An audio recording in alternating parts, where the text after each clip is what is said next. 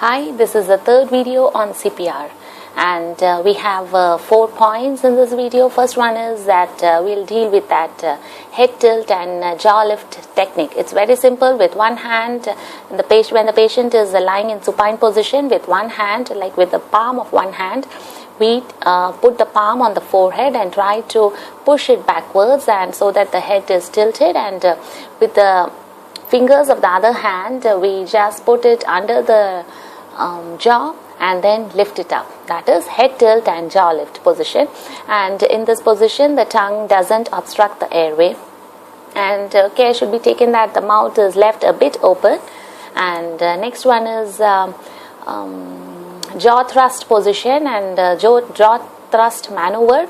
This is done when we suspect that the person has had an neck injury.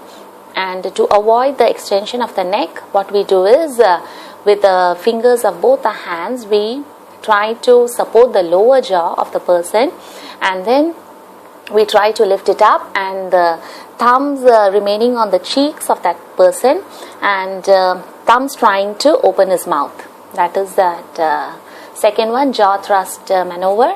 And then we have the recovery position. And what is it? Recovery position is a position that is used in first aid methods that is a position we allow that unconscious patient to lie till medical aid arrives, and the position is a left lateral position with a bit difference, and the procedure is the rescuer or the person who is doing this has to stand on his knees, and he should put that, if the person is lying like this, with his that person's left hand should be kept like this at right angles, and with your palm you have to hold the that victim's hand, and then you have to pull it towards this, and the one hand on the other, and legs also, the other leg you have to flex it to 90 degrees and slightly roll the person towards the side, and legs shouldn't touch each other, like that leg also should be on the floor. Better you observe a video on this, and we have to take care that there isn't anything in his mouth, and if we find fluid or something, just wipe it off and just lift his chin and allow him to lie like that, and this is a stable position.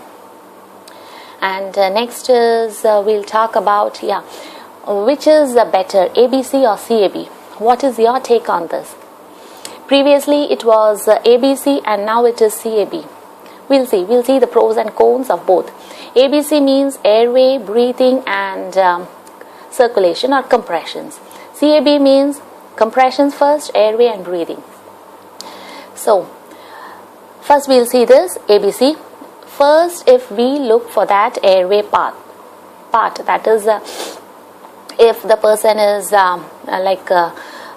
if airway is clear or not with that head tilt and jaw lift maneuver. Okay, we'll do that. Next is the breathing part. We'll look, feel, and listen to that breath, and then we'll check for the pulse and give compressions. That was the old procedure, and the current procedure is start with compressions, so that it has many advantages. One is we are not delaying the process, and we are giving immediately compressions. And compression means not just compression. The ratio is 30:2. With every 30 compressions we give 2 effective breaths. That means that breaths already it has come in along with the compression, and then to give this CPR and to give breaths, you have to put the person in that head tilt and jaw lift method, in that maneuver. You have to apply that, so that covers all. But the thing, then why should we know this ABC? It is because in a hurry, like if we give over stress to that point, that compression has to be given to an unconscious patient, we might forget to check whether his airway is clear and we might forget that. We might forget about that head tilt or chin lift position, and we might even forget taking the carotid artery pulse. And after giving compressions, we do not know whether there was a pulse before or has the pulse come now after our compressions. We will have absolutely no idea. So to avoid that, we should have all these things in mind at the time of doing CPR. So CPR is that very important, and hope we have covered it all. And that's it. Thank you.